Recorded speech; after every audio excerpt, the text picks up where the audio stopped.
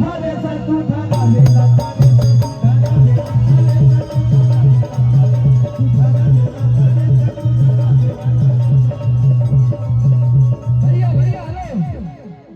ऐसे ना तो वो लोगन तनी सथवा देवा तब न कि उतर के आवे कोई बिचवा में। हाँ उधर से पीछे वाला भाई हमारे सब लोग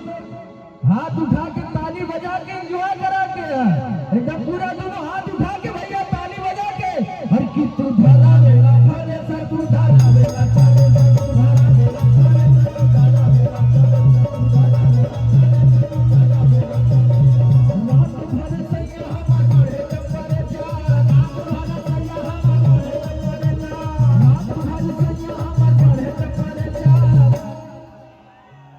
देखा इधर वाले भाई तो हमारे जोश में हो। हाँ चला कि तू फेरा बेला थारे से तू धरा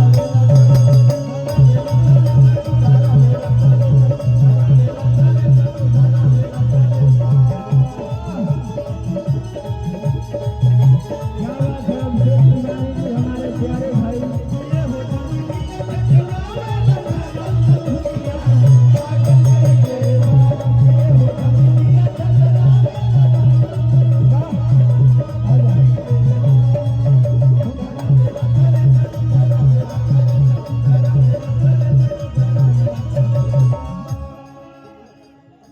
लेकिन इ तो मेहरुआ कह दिया कि तू धरावेला थ्रेसर,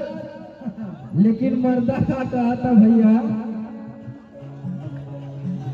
कि कैसे छनी पूरी रोटी रोटिया बेलाई, कैसे छनी पूरी रोटी रोटिया बेलाई, कैसे छनी पूरी रोटी रोटिया बेलाई, कैसे छनी पूरी रोटी रोटिया बेलाई, छनी पूरी रोटी रोटिया बेलाई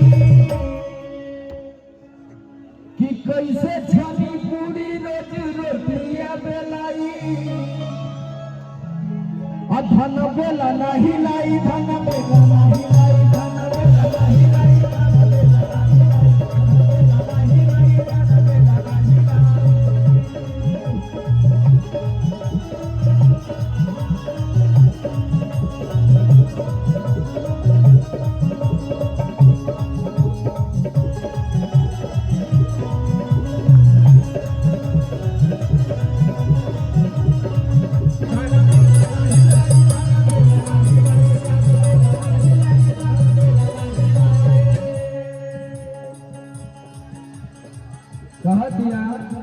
घरवा में सूत के काटब जब जानी, घरवा में सूत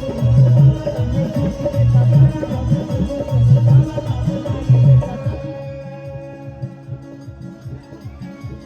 भेटे खातिर कहवा से आई दाना पानी, भेटे खातिर कहवा से आई दाना पानी, भेटे खातिर कहवा से आई दाना पानी। घरवा में सूत के काटब जब जानी,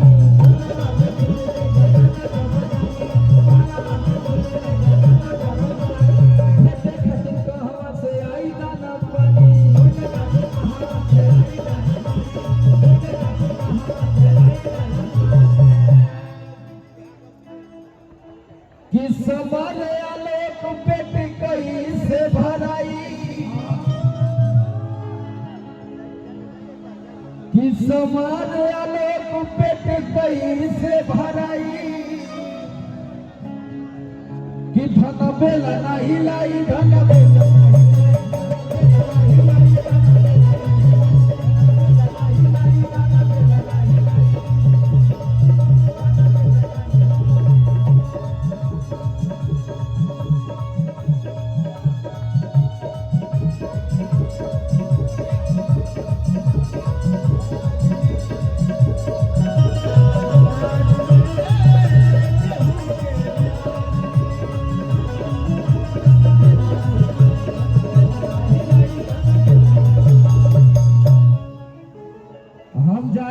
सुनीले भाई डांस कर ले। ये बड़ा प्यारा कलाकार हमारे प्यारा भाई सुनील जी, इनकर भी डांस आप लोग बड़ा देखिला, बड़ा प्यार देला। इन्हों को मिलियन मिलियन में व्यूज आवेला, इंस्टाग्राम पे कई गो वीडियो इनकर बहुत वायरल भैल भैया हाँ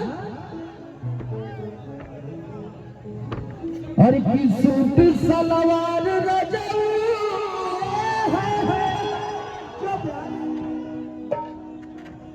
और साड़ी चुभला कमरिया